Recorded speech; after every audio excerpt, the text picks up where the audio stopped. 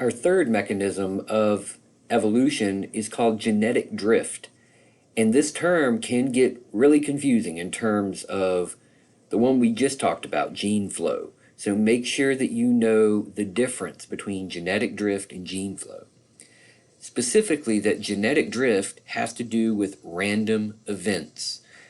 These are random changes in a population's gene pool due to events that are, as the word implies, random.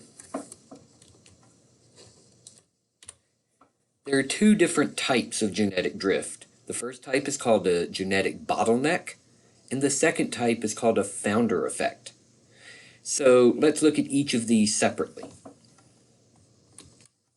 Remember again that genetic drift is a random change in populations. So what a genetic bottleneck is some random event. It could be a storm, it could be a flood, a volcanic eruption, waves on a beach, any type of random event that indiscriminately removes individuals from a population. I'll give you a second to read through all of this about the crayfish here, but I will summarize by saying that prior to a bottleneck event, there's a large diversity in a population's gene pool. Once a bottleneck happens, whatever the random event is, individuals are removed from the population due to the bottleneck event. And as I've said before, whoever survives gets to reproduce. But this is random, so the gene pool left after the bottleneck event is random. So if there is a lot of negative alleles left after a bottleneck, then the population could die out. If there's a mix of alleles left after a bottleneck, the population might be able to survive. But the key is a bottleneck reduces the population size significantly. And if you reduce the number of individuals in a population, you reduce the genetic variation.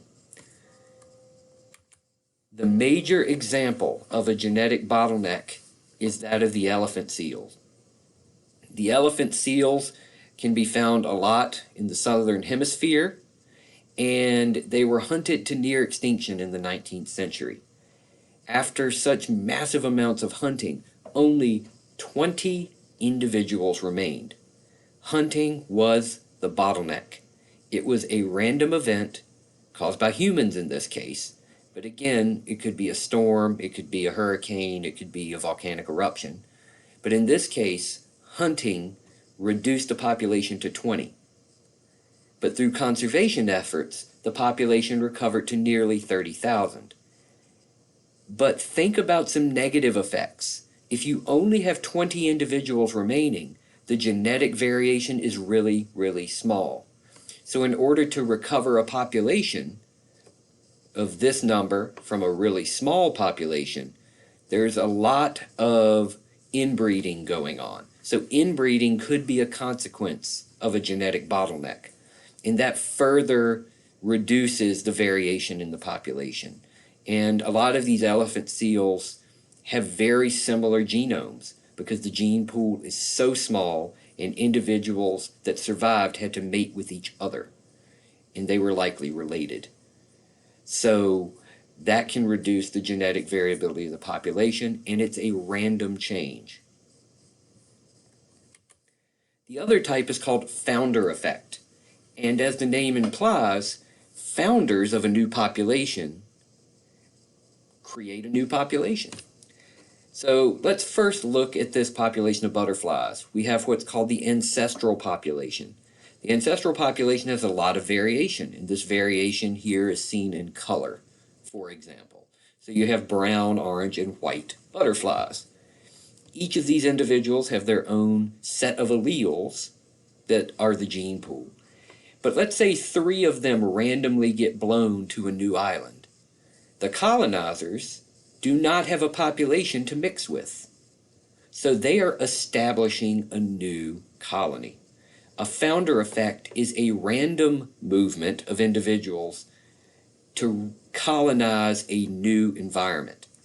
because you have a very low amount of variation within these colonizers, they mate with each other, and therefore the gene pool is much, much less diverse than the ancestral population. Humans have been doing this as well. These are pictures of Dutch people who moved to South Africa, and they kept much to themselves, much like the Amish or the Mennonite populations in the US do. It's a very closed community, and as a result, there are a lot of social and cultural things that keep individuals mating within a small group. And as a result, a lot of these very cloistered communities have low genetic variation and a lot of genetic disorders because of that lack of variation in the gene pool.